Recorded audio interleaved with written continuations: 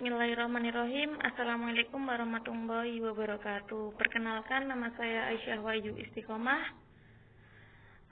Saya akan menyampaikan tentang biografi dan pemikiran-pemikiran Thomas Hobbes. Thomas Hobbes lahir di Malmesbury, London pada tanggal 15 April 1588. Thomas Hobbes adalah seorang filsuf Inggris yang beraliran empirisme. Pandangannya yang terkenal adalah konsep manusia dari sudut pandangan empirisme dan materialisme, serta pandangan tentang hubungan manusia dengan sistem negara.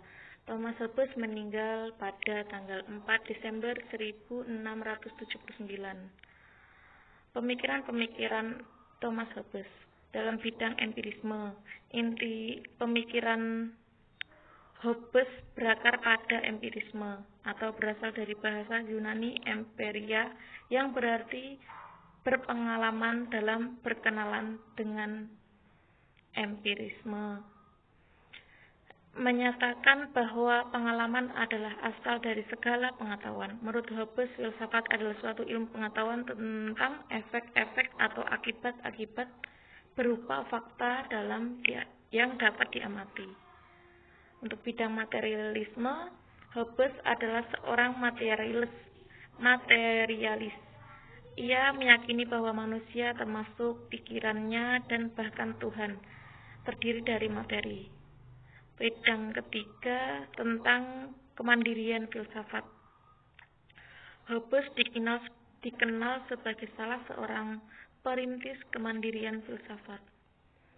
Bidang di dalam filsafat yakni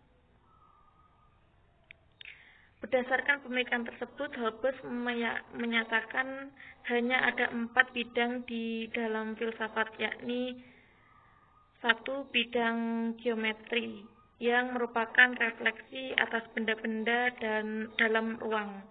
Bidang kedua, fisika, yang merupakan refleksi timbal balik benda-benda dan gerak mereka. Bidang ketiga, etika, yang dalam pengertian Hobbes dekat dengan psikologi. Maksudnya refleksi atas hasrat dan perasaan manusia serta gerak-gerak mentalnya. Bidang politik adalah refleksi atas institusi-institusi sosial. Hobbes menyatakan bahwa keempat bidang tersebut saling berhubungan satu sama lain. Karena itulah Hobbes berpandangan bahwa masyarakat dan manusia dapat dilihat melalui gerak dan materi dalam fisika. Untuk pemikiran yang keempat tentang pengenalan. Sebagai penganut empirisme, Hobbes menganggap bahwa pengetahuan berasal dari pengalaman semata-mata. Untuk pemikiran yang kelima yaitu manusia, pandangan Hobbes tentang manusia dimulai dengan pertanyaan, apa yang menggerakkan manusia? What makes him tick? Di sini Hobbes membandingkan manusia dengan sebuah jam tangan yang bergerak secara teratur karena ada onderdil di dalamnya. Hobbes memandang manusia secara mekanis belaka. Manusia adalah setumpuk material yang bekerja dan bergerak menurut hukum-hukum ilmu alam. Untuk itu, ia menyingkirkan segala macam anggapan moral metafisik tentang manusia, misal saja pandangan bahwa manusia memiliki kodrat sosial, kebebasan, keadilan jiwa, dan sebagainya. Jiwa dan akal budi hanya dianggap sebagai bagian dari proses mekanis di dalam tubuh. Kesimpulan akhir Hobbes mengenai faktor penggerak manusia adalah psikis manusia, yakni nafsu. Nafsu yang paling kuat dari manusia adalah nafsu untuk bertahan diri, atau dengan kata lain, ketakutan akan kehilangan nyawa. Dari dasar pemikiran itulah Hobbes kemudian merumuskan pandangannya tentang negara yang amat terkenal.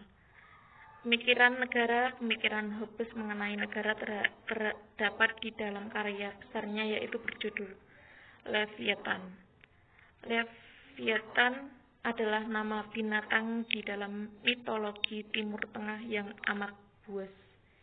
Di dalam filsafat Hobbes, Leviathan merupakan simbol suatu sistem negara. Seperti Leviathan, negara haruslah berkuasa mutlak dan ditakuti oleh semua rakyatnya. Karena hanya dengan cara inilah manusia-manusia dapat mengalami ketertiban dan kebahagiaan.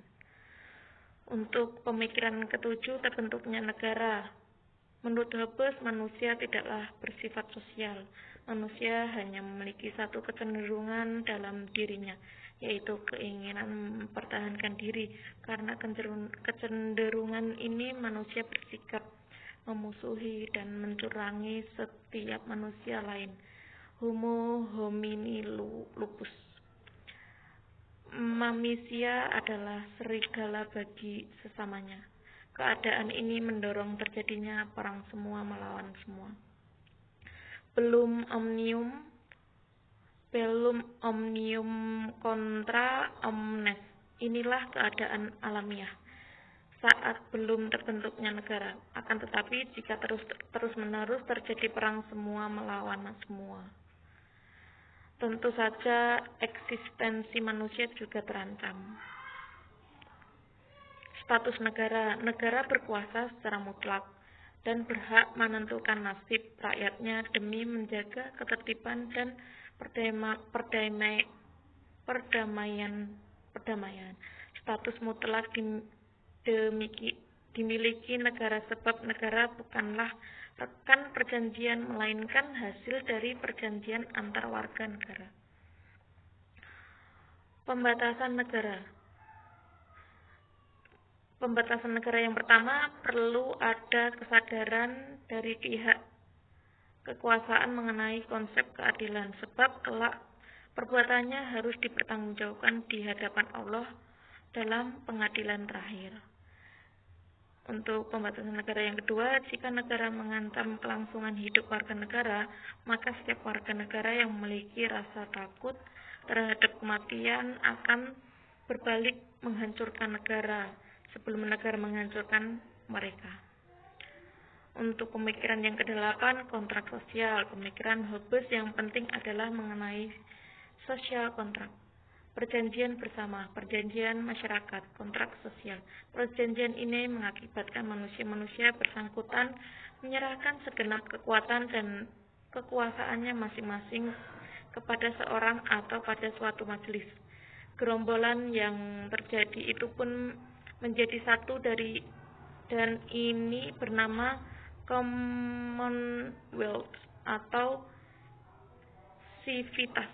Walaupun menurutnya kekuasaan bersifat mutlak, tetapi ada beberapa hal yang membolehkan rakyat untuk menentangnya. Pengaruh. Tulisan-tulisan Hobbes, khususnya Leviathan, sangat mempengaruhi seluruh filsafat politik dan filsafat moral di Inggris pada masa-masa selanjutnya. Di Eropa daratan, Hobbes juga membawa pengaruh kuat. Salah satu filsuf besar yang dipengaruhi Hobbes adalah Baruch Spinoza. Spinoza dipengaruhi Hobbes di dalam pandangan-pandangan politik dan juga bagaimana hubungan dengan Alkitab. Kemudian Hobbes juga berpengaruh di dalam studi kontraktarianisme. Kontraktarianisme merupakan bagian dari teori-teori moral dan politik yang menggunakan ide teori kontrak sosial. Hobbes juga merupakan filsuf modern pertama di dalam bidang sensasionalisme.